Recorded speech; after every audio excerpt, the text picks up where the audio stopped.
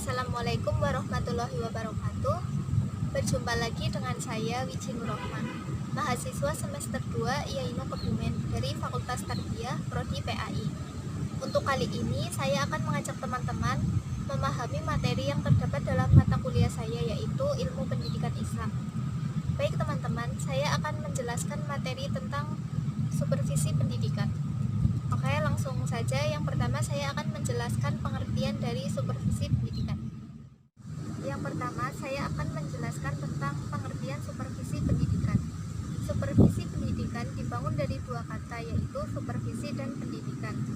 Menurut Nagle dalam Tirgate menyebutkan bahwa supervisi adalah layanan kepada guru-guru di sekolah yang bertujuan untuk menghasilkan perbaikan instruksional, belajar, dan kurikulum. Sedangkan menurut Purwanto, supervisi adalah suatu aktivitas pembinaan yang direncanakan untuk membantu guru dan pegawai sekolah lainnya dalam melakukan pekerjaan mereka secara efektif. Dapat disimpulkan bahwa supervisi adalah segala bantuan dari para pemimpin sekolah yang tertuju pada perkembangan kepemimpinan guru-guru dan personel sekolah lainnya di dalam mencapai tujuan pendidikan. Selanjutnya yaitu pengertian dari pendidikan.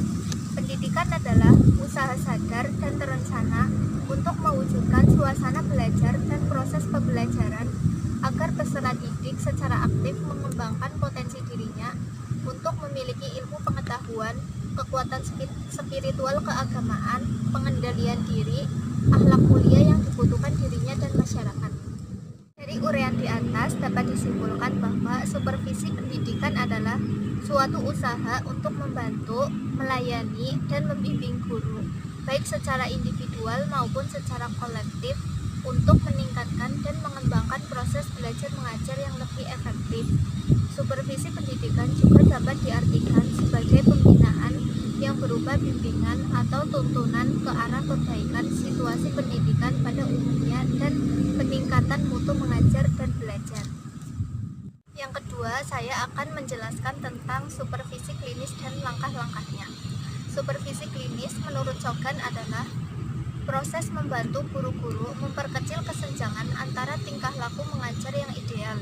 Supervisi klinis adalah suatu proses bimbingan dalam pendidikan yang bertujuan membantu pengembangan profesional guru dalam pengenalan mengajar melalui observasi dan analisis data secara objektif dan teliti sebagai dasar untuk usaha mengubah perilaku mengajar guru.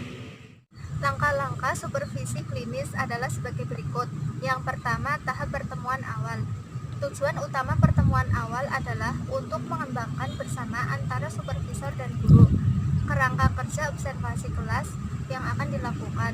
Selanjutnya, kualitas hubungan yang baik antara supervisor dan guru memiliki pengaruh yang signifikan terhadap kesuksesan tahap berikutnya dalam proses supervisi klinis. Oleh sebab itu, para teoritis banyak menyarankan agar pertemuan awal ini dilakukan secara rileks dan terbuka. Yang kedua yaitu tahap observasi pembelajaran.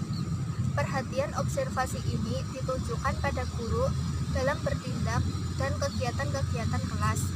Sebagai hasil tindakan guru, waktu dan tempat observasi mengajar ini sesuai dengan kesepakatan bersama antara supervisor dan guru pada waktu mengadakan pertemuan awal. Menurut Dares, ada dua aspek yang harus diputuskan dan dilaksanakan oleh supervisor sebelum dan sesudah melaksanakan observasi mengajar, yaitu menentukan aspek-aspek yang akan diobservasi dan bagaimana cara mengobservasinya. Yang ketiga yaitu tahap pertemuan balik. Pembicaraan dalam pertemuan balik ini adalah ditekankan pada identifikasi dan analisis persamaan dan perbedaan antara perilaku guru dan murid, serta membuat keputusan tentang apa dan bagaimana yang seharusnya akan dilakukan sehubungan dengan perbedaan yang ada. Pertemuan balik ini merupakan tahap yang paling penting untuk mengembangkan perilaku guru dengan cara memberikan balikan tertentu. Balikan ini harus deskriptif, spesifik, konkret, bersifat memotivasi, aktual, dan akurat sehingga bermanfaat bagi seorang guru. Sikap guru dalam menghadapi supervisi pendidikan. Guru harus selalu meningkatkan perkembangan kemampuannya dan harus mengadakan musyawarah guru mata pelajaran karena merupakan program yang sangat penting untuk mencapai target yang ditetapkan. Karena dengan adanya MGMP, maka diharapkan semua guru mata pelajaran akan memperoleh peningkatan pengetahuan dan keahlian dalam sistem belajar mengajar di kelas sehingga kualitas guru semakin baik. Arti penting supervisi pendidikan bagi seorang guru. Supervisi membantu guru menyadari potensi mereka dan mengetahui bagaimana mengajar yang efektif. Karena guru merupakan sumber daya pendidikan yang harus dibina dan dikembangkan terus-menerus agar dapat melaksanakan fungsinya secara profesional. Supervisi dapat meningkatkan kesadaran guru bahwa mereka saling melengkapi dalam mencapai tujuan yang diharapkan. Supervisi juga dapat meningkatkan efektivitas dan efisiensi mengajar guru.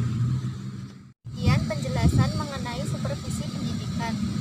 Apabila saya dalam menyampaikan ada kesalahan, saya mohon maaf yang setulus-tulusnya. Sekian dan terima kasih. Wassalamualaikum warahmatullahi wabarakatuh.